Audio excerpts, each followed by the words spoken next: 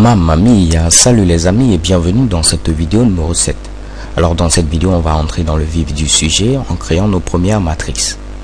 La matrice la plus simple, c'est tout simplement une matrice composée d'une seule ligne et d'une seule colonne. C'est tout simplement les variables scalaires que nous avons vues précédemment.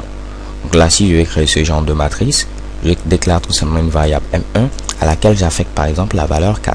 Donc je viens de créer tout simplement une matrice composée d'une seule ligne et d'une seule colonne. Voyons voir maintenant des cas beaucoup plus spéciaux. Donc ici, je vais créer ici une matrice à une seule ligne et 3 colonnes. Pour ce faire, c'est très simple. Je viens à ce niveau, je crée une matrice M2, donc une variable M2, à laquelle je vais affecter ici les valeurs suivantes. Donc ici, si je mets ici 1, 2, 3, et je valide avec la touche entrée, automatiquement, vous pouvez le voir, j'ai ma matrice qui est définie comme ceci. Une matrice à une seule ligne et ici 3 colonnes. Si je veux maintenant avoir cette matrice composée de 3 lignes et d'une seule colonne, qu'est-ce qu'il faut faire?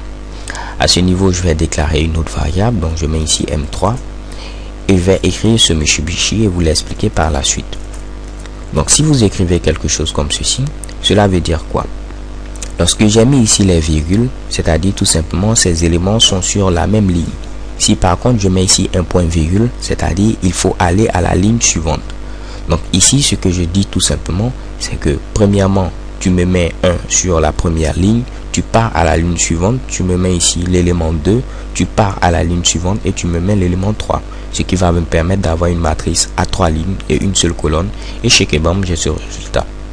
Donc si on veut faire quelque chose d'un peu plus complexe, je vais avoir ici cette matrice composée de 3 lignes et de 2 colonnes.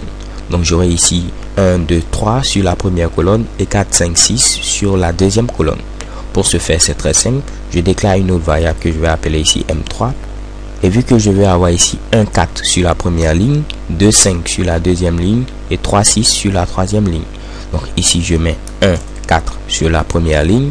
Ensuite, je vais mettre quoi? 2, 5 sur la deuxième ligne. Donc je mets ici 2, 5 comme ceci sur la deuxième ligne.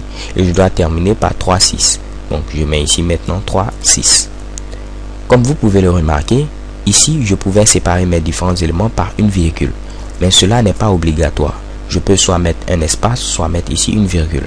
Ce qui veut dire qu'au niveau de la déclaration de M2, j'aurais pu bien écrire tout simplement 1, 2, 3 sans mettre ici les virgules. Voyons voir si j'obtiens mon résultat. Je valide avec la touche entrée et chez Kebam, j'ai 1, 2, 3, 4, 5, 6.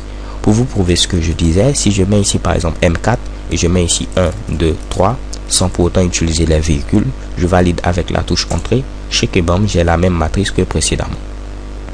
Alors les gars, c'est tout pour cette vidéo. On a vu comment créer une matrice ligne, comment créer une matrice colonne et comment créer également une matrice de dimension NM.